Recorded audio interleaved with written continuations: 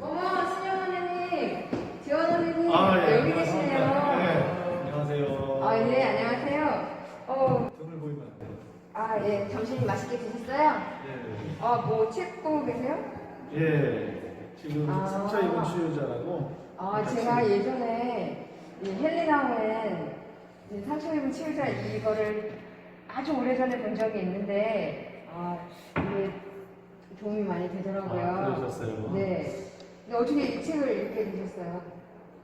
이거 교수님께서 추천을 좀 해주셔서 이거를 읽고 한번 묵상을 해보라고 말씀을 해주셔서 같이 지금 읽고 있는 중입니다. 그러시구나. 저는 지금 저희 강의 시간에 이 종교적 경험과 심리라는 이 책을 또 저희가 공부해가지고 보고서 내고 또 발표하고 그런 게 있어가지고 근데 여기 그러니까 37쪽에 상처 입은 치유자라는 말이 나오더라고요. 책이 좋다고. 그래서 혹시 이거 다 보시고 나서 괜찮으시면 저 좀 들려주실 수 있으세요?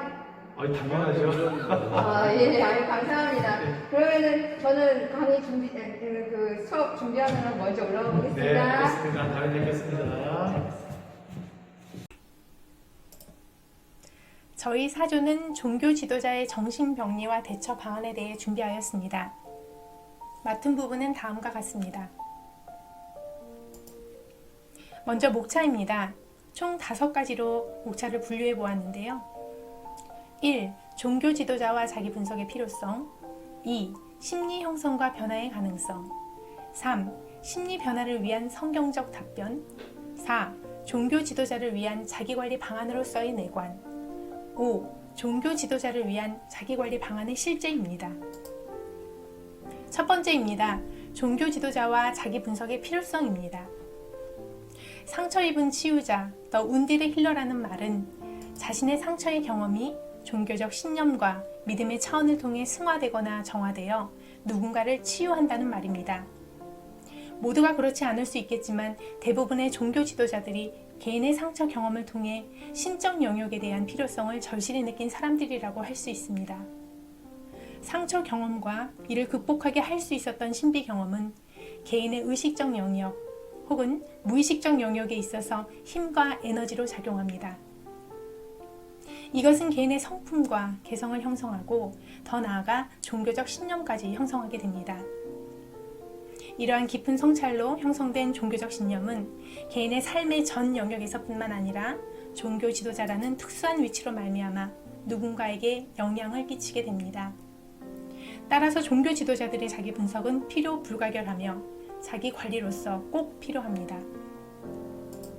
목회 활동을 통한 스트레스와 신체적, 영적, 정신적 탈진으로 인해 자신의 상처의 경험이 쓴뿌리처럼 외부로 표현될 수 있기 때문입니다. 현재 목회자분들에게 지금 노출되어 있는 정신병리의 어떤 위험이 어떤 것이 있는지 말씀해 주시면 감사하겠습니다. 사실 목회자라고 해서 사람이 아니지는 않으니까요. 사람으로서 경험할 수 있는 정신병리는 다 경험한다고 볼 수 있다 이렇게 생각. 제가 그동안 목회자들을 만나면서 경험했던 부분들을 생각해 본다면 목회자들은 아무래도 불안장애 쪽에 대한 정신병리를 훨씬 더 많이 경험하시더라 이런 생각을 갖고 있는데요. 그게 이제 범불안장애일 수도 있겠고 혹은 어떤 의미에 있어서는 조금 더 발작적 증상들이 강한 공황장애 이런 부분도 있겠고 또 어떤 스스로에 대한 감정이 자기 내면 세계에 대한 폭력으로 나타나는 우울증 이런 부분에 대하여도 있는 것 같더라고요. 특이한 것은 저희 교단 안에 저는 이제 예장 통합 측 소속의 목사인데요. 저희 교단 안에 있는 목사님들의 정서를 저희가 한번 연구를 하면서 알게 된 게 저희 나름대로 명명했던 게 금요증후군이라는 거였거든요.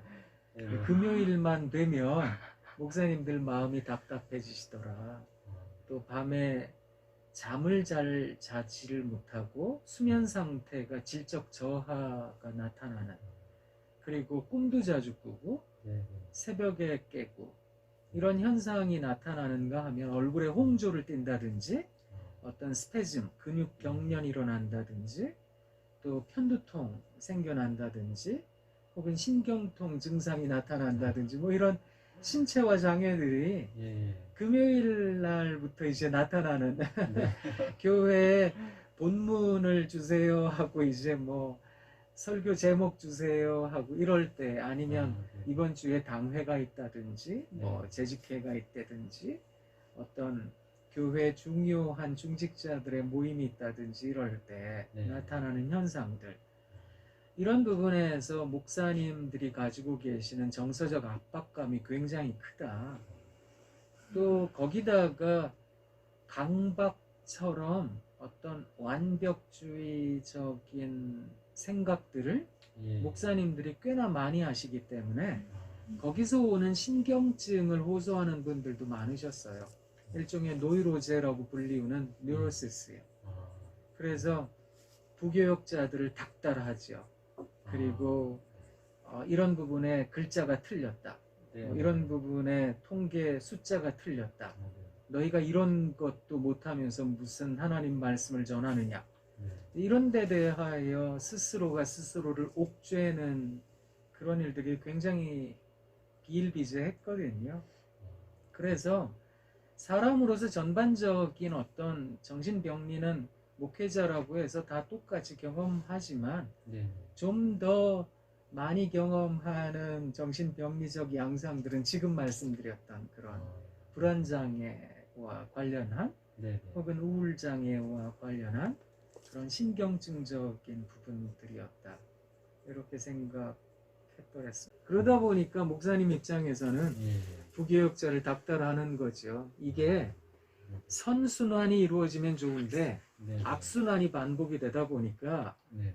목사님께서도 압박받지요. 그러니까 그 압박을 고스란히 부교역자들에게 나눠주시지요. 아, 이게 일종의 종로에서 뺨 맞고 한강에서 화풀이 하는 게 돌고 돌아. 어떻게 보면 예. 이제 뭐 부교역자들 그 중에서도 제일 힘없는 사람들에게 모든 아픔이 쏟아질 때가 많지요. 그러면 그 압박을 받은 부교역자는 어디 가서 풀까요? 푸는 데가 있어야 되거든요. 예. 그러다 보니까 뭐 가족들에게 고스란히 그 영향이 끼쳐지기도 하고요. 폭력적으로. 네. 그게 아니라면 본인 개인의 삶에서 스트레스를 해소하기 위해서 네. 어떤 중독적 경향을 보이는 방식으로 스스로를 풀기도 하죠. 예. 중독적 경향이라고 하는 것이 가진 특징이 있잖아요. 네. 단시간 내에 자극적으로 어떤 말초신경을 건드리는 방식으로. 그러다 보니까 어떤 야한 동영상이나 게임이나 네. 혹은 도박이나 약물이나 이런 데 이제 기울이게 되는 마음을 갖는 거죠. 혹은 관계적으로 이제 누군가에게 막 쏟아낼 때도 많고. 네. 그러니까 이게 악순환이 점차 사회적으로 영향이 다 끼쳐지는 것 같아요. 두 번째, 심리 형성과 변화의 가능성입니다. 그렇다면 기독교 상담학의 관점에서 종교 지도자는 영적 수행과 정서적 돌봄, 육체적으로 어떻게 자기를 관리해야 할까요? 대부분의 종교 지도자들은 자기 관리에 대한 것을 기도와 말씀 묵상을 통한 신적 존재와의 관계 회복을 세상 모든 것과의 관계 회복으로 이해합니다. 그러나 인간은 영과 몸과 정서라는 구조적 조화를 이루는 존재이므로 자기 관리는 영과 몸과 정서에 대한 전 인격적 차원의 돌봄으로 이해되어야 합니다. 전 인격적 돌봄의 차원에서 볼 때 개인의 관점에 대해 알아볼 필요가 있습니다. 각 개인은 삶에서 많은 경험 속에 살아가면서 자신만의 성격을 형성하게 되고 개인적인 독특한 관점과 더 나아가 철학, 신념, 세계관을 형성하게 됩니다. 그렇다면 우리는 간단하게 이렇게 생각해 볼 수 있겠습니다. 개인의 심리의 문제를 해결하기 위해 개인의 관점의 변화를 일으킴으로 손쉽게 해결할 수 있지 않을까? 그러나 이 문제에 있어서 많은 심리학자들은 낙관하지 않습니다. 인간의 관점이 갖는 완고함 때문입니다. 심리학자들은 개인의 심리 문제를 해결하기 위해서는 심리 조직 체계에 대한 재해석, 원인 탐구를 통한 정화 경험, 혹은 상처의 보다 건강한 활용 등을 통해 상처 입은 인간의 심리를 재구조화해야 한다고 이해합니다. 그렇다면 성경은 심리 변화에 대해 어떻게 이야기하고 있을까요? 누가복음 18장 9절로 14절, 바리새인과 세리의 기도를 살펴볼 때 자신의 부족을 드러내고 고백한 세리를 의롭다 하신 것에서 자기 발견이라는 것을 이해해 볼 수 있습니다. 세리가 하나님 앞에서 자신은 아무것도 아닌 존재임을 경험하여 의롭다 칭함을 받는 것이 하나님의 은혜를 통한 신적 수용의 경험입니다. 하나님의 은혜 가운데 밝혀진 자신의 실체를 주님이 수용하셨다는 기쁨으로 자신을 받아들이게 되는 것입니다. 이러한 신적 수용의 경험이 자신에 대한 수용의 경험으로 환원됩니다. 즉 세리와 같은 회개를 통하여 자기 발견이 이루어지고 신적 수용을 통한 자기 수용이 이루어지며 이러한 수용이 이루어질 때 자기 개발이 가능하다는 것입니다. 결국 기독교에서는 이러한 과정을 통해 하나님의 사랑과 은혜의 만남으로 인간의 심리 변화가 가능하다고 봅니다. 하나님과의 만남을 통한 심리 변화는 지극히 주관적이므로 폐쇄적 병리성이 우려되기도 합니다. 하지만 기독교에서는 하나님의 말씀에 비추인 자신이 보고 싶지 않은 부분을 바라보는 자발적 회개라는 차원에서 우리의 주관성이 객관화되는 것이 가능하다고 말합니다. 이것은 하나님 사랑의 경험이라는 수용과 포용의 경험에서 자신의 상처를 바라보기에 인간 심리의 변화가 가능하다고 보는 것입니다. 이와 같은 관점을 토대로 기독교 신학이 말하는 종교 지도자의 정신병리적 가능성에 대한인 자기관리의 방안을 생각해 보겠습니다. 그걸 영적으로 연결시키시면 어떨까? 이런 걸 제안했던 건데요. 하나님, 저는 이런 감정 가진 사람이에요.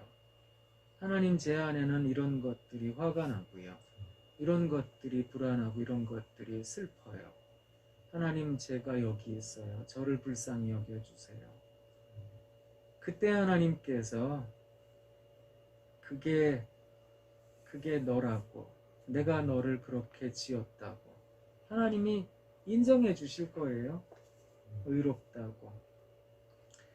사실 성경에 나오는 의롭다라는 단어가 디카이오시네잖아요. 근데 이 단어가 거룩이라는 단어와 때로는 완전이라는 단어와 혼용되어 사용되기도 하거든요.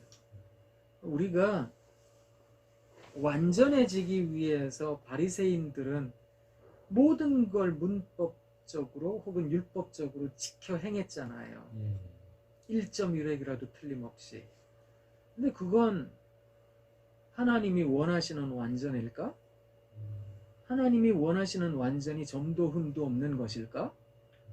하나님 원하시는 거룩은 뭘까? 저는 그 누가복음 18장 9절에서 14절 바리새인과 세리의 기도에 비유해서 예수님이 분명히 보여주셨다는 생각을 해요. 내가 죄인인 것을 깨닫는 사람, 내가 이런 못난 모습이 있다는 걸 깨닫는 것, 그걸 우리 주님은 거룩이라고 완전이라고 하시지 않을까? 내가 널 그렇게 지었어. 너는 사람이잖아. 너는 내 앞에서 사람이면 돼. 사람이 사람임을 고백하는 게 완전한 거죠. 사람이 하나님 되고자 하는 게 완전한 게 아니고 그건 교만이라는 거고요. 그 대표적인 사건이 바벨탑 사건이었고, 사람이 사람임을 고백하는 것, 사람이 자기의 한계를 고백하는 것, 그게 거룩이 아닐까? 네 번째, 종교 지도자를 위한 자기관리 방안으로서의 내관입니다. 자기관리 방안으로 첫 번째, 내관을 들어볼 수 있습니다. 이것은 자기 이해의 방법론으로 자신의 내부를 솔직하게 분석하는 자기관리 방법입니다. 내관은 우리 스스로 경험하는 감정을 붙잡는 것으로부터 시작하는데, 우리의 마음에 가득한 감정들, 그것이 어떤 감정이든 간에 그 감정들을 집중해 보는 것으로 그 감정의 심층적 기원을 찾아보는 것입니다. 내관을 원활히 구체화하기 위해서는 그 감정의 원인에 대해 글로 써보는 것이 중요합니다. 내관 글쓰기를 통해 분석의 흐름을 분명하게 하고 감정을 구체화할 수 있습니다. 내관을 통한 심층적 분석은 그 감정의 근원이 어떠한 과거의 경험이나 무의식의 영역까지 이어져 있음을 깨닫게 해주므로 일종의 정화를 경험하게 됩니다. 이것은 감정 덩어리의 분석, 분리, 재파편화를 통해 감정의 해소가 일어나고 분노가 정화되는 것을 말합니다. 이러한 글쓰기로 자신의 감정을 구체화할 때는 슬픔, 실패, 절망을 느끼므로 자기 방어가 강하게 작용하게 됩니다. 이러한 경험을 할 때는 고통과 아픔 속에 자신을 머물게 함으로써 하나님의 은혜가 그 가운데 임할 수 있게 잠잠히 인내 가운데 기다려보는 과정이 필요합니다. 예수님이 성령께 이끌리시어 광야에서 마귀의 시험을 받을 때 하나님의 말씀으로 마귀의 유혹과 시험을 이겨내셨습니다. 이처럼 말씀의 깊은 묵상을 통해 자신의 상처를 객관화하여 들여다보는 것으로 자기 발견을 이루고 하나님의 은혜를 경험함으로 진정한 회개가 이루어진다면 종교 지도자의 정신병리적 표출이 줄어들고 상처 입은 치유자로 바르게 설 수 있습니다. 이 같은 차원에서 내관은 종교 지도자의 자기관리의 방안이 되는 것입니다. 그게 상담심리의 핵심이라면 사실 우리가 신앙인으로서 갖게 되는 아주 중요한 신앙의 활동이 있잖아요. 그게 회개라는 거거든요. 진리의 빛 앞에 나를 세우는 것. 예. 폴 틸리라는 사람이 Courage to Be라는 책을 썼는데 존재의 용기. 존재가 하나님 앞에 서려는 용기를 갖게 되면 존재가 존재할 수 있는 용기를 갖거든요. 하나님 앞에서 나 같은 존재는 아무것도 아니지만 근데 나를 발견하게 되면 내가 갖게 되는 존재의 용기, 그 용기가 결국 치유적인 힘이라고 보는 건데 그렇게 우리는 우리 스스로를 깨닫게 되는 것이 어떤 의미에 있어서는 내 안에 새로운 에너지를 얻게 되는 거 아닐까. 그런 개념으로 생각해 본다면 나를 분명히 안다는 건 그 안에 분명한 치유적 힘이 있다는 겁니다. 근데 이렇게 생각하실 수 있어요. 나를 안다는 게 무슨 치유적 힘이야. 나를 알게 되면 그냥 아는 거지 뭐. 이렇게 생각하실 수 있는데 그렇게 말하는 분들은 경험해보지 않으셔서 그래요. 경험해보면 이게 왜 치유적일까라고 하는 것에 대한 이해를 갖거든요. 가나의 혼인잔치에서 네. 혼인잔치에 참여했던 사람은 몰랐어요. 물도온 하인들이 알았지요. 결국 스스로가 경험해보면 신비를 깨닫게 되지요. 5번째 종교 지도자를 위한 자기관리 방언의 실체입니다. 그렇다면 이제 자기관리의 방법 2가지를 살펴보겠습니다. 첫 번째, 자기 직면의 방법입니다. 각 시기별, 연령대별로 아픔, 슬픔, 기쁨의 감정들을 살펴보며 자신의 기억에 남는 가장 선명한 장면을 떠올려 부정적 방향과 긍정적 방향에 적어보는 것입니다. 장면 탐색에 대한 기록 후에 부사어를 제외한 스스로 중요하다고 생각되는 단어를 모두 골라 동그라미를 합니다. 그중 3단어만 선택하여 한 문장을 만듭니다. 이렇게 만들어진 한 문장을 신념이라고 말하고 이를 자동화 사고 혹은 자신의 심리 코드라고 말합니다. 그리고 나서 이 신념에 대한 느낌이 자신에게 긍정적으로 혹은 부정적으로 어떻게 반영되어 있는지를 적어봅니다. 다른 하나의 작업은 인간이 경험하는 기본적인 감정들 중에 4가지, 기쁨, 슬픔, 분노, 걱정 등을 택하여 종이에 적어보고 언제 그런 감정을 느끼는지 20가지 상황을 적어보는 것입니다. 20가지 상황을 적다 보면 어떤 패턴이 보이게 될 것입니다. 이것은 자기 직면의 방법에서 현재 자신이 어떤 스트레스가 있는지 내관을 통해서 알아내는 방법입니다. 내관을 시행함으로 어우러지는 자기관리는 한 번에 끝나는 것이 아닌 삶의 여정에서 이루어내는 열매와 같은 것입니다. 따라서 종교 지도자들은 자기관리로서 회개의 단계와 내관을 함께 시행해 보면서 자기 관리를 순환적인 단계로 유지하는 것이 꼭 필요합니다. 그 목회자 또는 사역자들이 본인의 그런 정신병리를 어떻게 또 예방할 수 있는지에 대해서 조금 더 구체적으로 말씀해 주시면 감사하겠습니다. 네, 제 책에서 그 연령대별로 장면들을 기억하시라 이렇게 말씀을 드렸는데요. 긍정적인 방향에서 부정적인 방향에서 연령대별로 하나의 장면을 선택한다는 것 자체가 선택 이론이에요. 그리고 여러 가지가 있을 텐데 그 중에 가장 강렬한, 가장 기억에 남는 혹은 본인이 중요하게 생각하는 그 장면을 선택해서 기록을 하는 건데요. 뭐라 그럴까요? 그 스스로가 긍정적이라고 생각하면 긍정적인 곳에, 스스로가 부정적이라고 생각하면 부정적인 곳에 기록을 하면 되는데 솔직하게 적으셔야 돼요. 그래서 자기의 인생 여정의 현재부터 점점 과거로 들어가는 거죠. 근데 왜 장면이라고 말씀을 드렸는가 하면 최근의 일들은 우리가 스토리로 기억할 수 있어요. 기, 승, 전, 결 이렇게. 예. 근데 과거로 갈수록 무슨 일이 있었는지는 모르겠는데 스틸컷처럼 사진만 남는 경우가 많거든요. 네네. 그런 부분들까지도 다 적으셔야 되는데 거기에 담긴 감정들, 정서들을 다 적으셔야 돼요. 솔직하게 진술하시는 거죠. 자기의 언어로. 그렇게 기억나는 때까지 적으시는 거예요. 그거를 뭐 책에 있는 대로는 나이대가 있지만 예. 5년 단위로 끊어서 가셔도 되고요. 촘촘하게 3년 단위로 끊어 가셔도 되고 그렇습니다. 그렇게 쭉 이어져서 점점 더 과거로 가보는 거죠. 기억할 수 있는 데까지 솔직하게 적어보시는 겁니다. 꽤나 큰 종이에다가 적으셔야 돼요. 너무 조그맣게 몇 글자 안 적으면 안 되고요. 그 장면에 담긴 내 느낌, 장면에 대한 참여 인물들, 환경들 이런 것들을 쭉 솔직하게 적으시면 되는데요.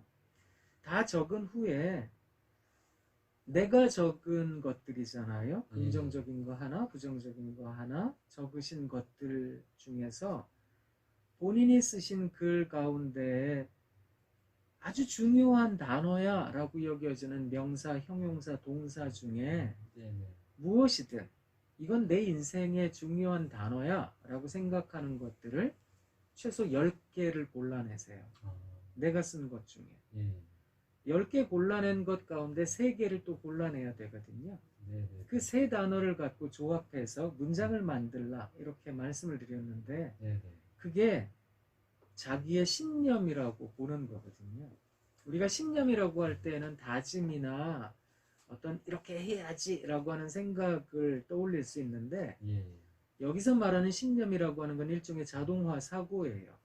그래서 이 사람을 섬에다가 두든 도시에 두든 농촌에 두든 외국에 두든 이 사람 그렇게 살 사람이거든요. 그 3단어로 한 문장을 만들어 보면 그 사람 신념이 나오거든요. 가급적이면 한 문장이 좋은데 한 문장이 어려우면 2문장을 그러나 그리고 그런데 접속사로 묶어도 괜찮아요. 그래서 문장을 만들어 보는 거죠. 예를 들어서 거기에 어머니, 뭐 눈물, 뭐 돈 이런 단어들을 꼽았다라고 한다면 나는 어머니 눈에 눈물 나지 않게 하기 위해 돈 벌어야 돼. 뭐 이런 식의 어떤 문장을 만들어 놓잖아요.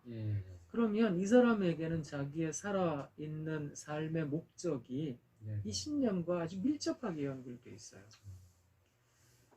동그라미 친 것 가운데 3개만 골라냈잖아요. 또 다른 3개를 골라내서 또 문장을 만들어요. 이게 자기 신념이에요. 그리고 몇 달 뒤에 다시 해요. 그리고 10개를 다시 골라내요. 그리고 또 3개를 골라내요. 여하튼 내 안에 신념이 참 많구나 이런 생각을 갖지요. 우리가 상담 심리를 공부하고 있지만 상담 심리에서 핵심적인 논지가 뭐냐 하면 몰랐던 나를 발견하는 거잖아요. 이건 내가 아닌데요 라고 하는 것을 나라고 인정하는 것, 그것이 그림자가 됐건 뭐가 됐건 여하튼 나라고 인정을 하는 것에서부터 치료가 시작이 된다라고 생각을 하거든요. 그러니까 내 안에 이런 모습이 있었구나, 내 안에 이런 것들이 많았어. 그걸 알게 되는 순간 사람은 후 하는 카타르시스를 느껴요. 네네. 어떤 정화의 느낌을 갖거든요. 네. 이런 정화의 느낌을 가질 필요가 있다는 거죠. 내 안에 내 속엔인가? 내 네, 속엔 내가 너무도 많아서 내 안에 많은 나 자신을 발견해 보려는 것, 그리고 네 가지 정서를 하라는 것도 바로 그와 네. 연결되어 있는 거예요. 나는 언제 기쁠까? 언제 화가 나지? 언제 슬프지? 언제 불안하지? 20가지 상황을 각각 적어보면 거기에 패턴이 나오기도 해요. 아, 난 혼자 있을 때 기쁘구나. 여러 사람들이랑 있을 때 기쁘구나. 난 생산적인 일을 할 때 기뻐. 아니, 난 소비적인 일을 할 때 기뻐. 내 기쁨의 특징이 나오거든요. 이걸 알고 있어야 된다고요. 사람이라는 존재의 마음에는 마음의 지도가 만들어져 있는데 살아가며 이미 경험과 경험에 덧대어서 만들어진 형태가 있거든요. 외부에서 자극을 경험하면 이 형태는 마치 비가 오면 물이 흘렀던 대로 흐르는 것처럼, 지형이 만들어진 것처럼 사람의 마음엔 이미 그게 만들어져 있거든요. 그래서 외부에 자극이 오면 그런 식으로 마음은 흘러요. 뭐 지지난주에 화가 났던 일 오늘 있다가 생기면 화낼 거죠? 아마도 그럴 것 같습니다. 그럼요. 지지난주에 슬펐던 일 내일 생기면 또 슬퍼지실 거잖아요. 네. 사람 마음 인지상정이라 비슷하지 않아? 라고 생각하지만 아니거든요. 내가 깔깔거리고 웃는데 옆에 사람 덤덤해해요. 나는 지금 펑펑 울고 있는데 옆에 사람 웃고 있어요. 보면 사람 저마다 특성이 다르거든요. 생각도 다르고요. 그런 점을 생각해 본다면 내가 가지고 있는 마음의 지도, 그 매핑을 분명하게 그려낼 수 있어야 된다 생각하거든요. 겹쳐도 괜찮아요. 상황이 슬플 때 화가 나기도 하니까 20가지, 80가지를 다 적어서 내 정서의 특징을 알아야죠. 근데 대부분 기쁜 거 언제 기쁠까? 20가지 적어보세요 하잖아요. 네. 3, 4개 적으면 못 적어요. 네. 그러면 스스로에 대해서 미안해 하셔야 된다고요. 아유, 사는 게 바빠서 이제는 내가 언제 기쁜지도 몰라요. 내버려두는 것, 그걸 방임이나 방치라고 얘기를 하는데 그게 폭력이라는 개념이거든요. 나는 언제 기쁘지? 근데 재미있는 건요, 내가 기쁠 때 쓰잖아요. 네. 쓰는 것만으로도 뭔가 서블리메이션, 승화 같은 느낌이 들어요. 네. 뭔가 카타르시스 비슷한 느낌을 받기도 해요. 네. 아, 내가 이런 걸 좋아했구나. 이런 걸 슬퍼했어. 이게 머릿속으로 휙 하고 지나가는 게 있어야 돼요. 그래야 슬픈 일이 생겼을 때 은둔형 외톨이처럼 그렇게 지내지 않을 수도 있고요. 또 화가 난다고 사람 때리지 않을 수도 있어요. 왜냐하면 이 머릿속으로 휙 하고 지나가는 게 있어요. 아, 이게 감지가 되거든요. 나 이때 화가 날 텐데 이 생각이 우리들의 감정을 조절할 수는 없지만 감정에 대한 반응은 조절할 수 있어요. 이게 충동 조절이라는 거거든요. 감정을 조절할 수는 없죠. 사람인데 사람이 어떻게 안 느껴요. 네. 사람인데 느끼죠. 근데 느낀다고 행동을 아무렇게나 하지는 않거든요. 그러니까 행동은 조절이 되는 건데 조절하려면 감지해야 된다고요. 내가 이럴 때 화가 나고 이럴 때 슬플 때 기쁘다고 뭐 대출 받아서 펑펑 쓰면 안 되잖아요. 네. 내가 쏠게 이런 것도 규모 있게 해야죠. 그러니까 사람이 어떤 부분에서 건강을 유지하기 위해서 네. 자기가 어떤 존재인지 알아야 된다고요. 음. 왜 달리기 좋다고 하지만 뭐 한 번도 운동 안 해본 사람이 42.19 뛰어봐요 죽어요. 그렇죠. 네. 아무리 뭐 수영이 좋다고 하지만 수영 한 번도 안 해본 사람이 바다 수영한다고 뛰어들면 죽는다고요. 그러니까 자기한테 어울리는 운동을 해야죠. 그것처럼 어울리는 삶을 살아야죠. 자연스럽게. 자연스럽다는 건 자연과 어울려서 튀지 않는다는 뜻이거든요. 오늘 그 바쁜 와중에도 이렇게 어렵게 또 귀한 시간 내주셔서 너무나 감사드립니다. 네, 고맙습니다. 네, 고맙습니다. 네, 감사합니다. 저희 사주가 목회자의 정신병리와 대처 방안에 대해서 준비를 했는데요.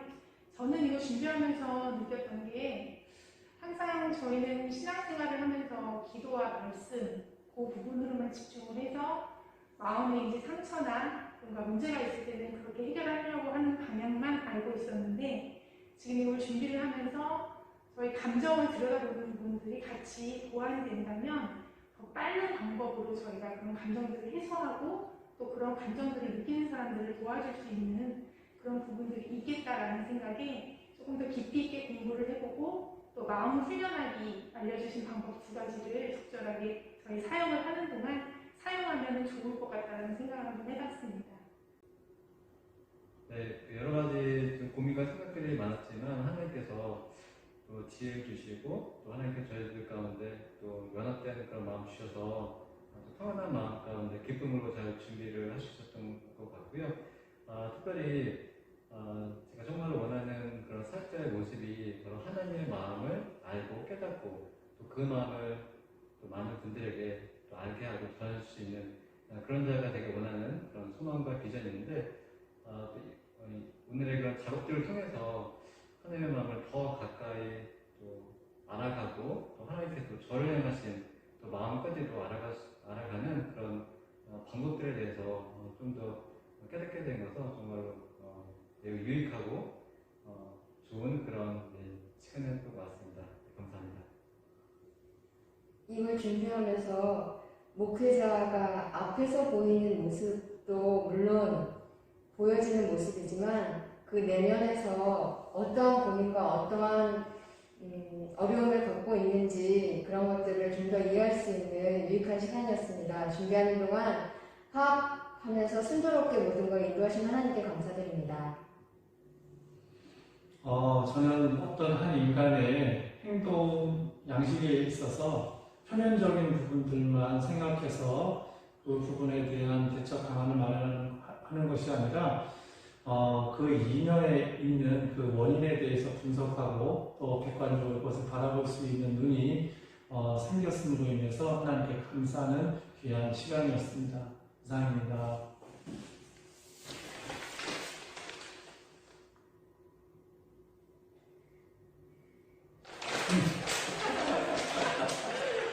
감사합니다. 고맙습니다.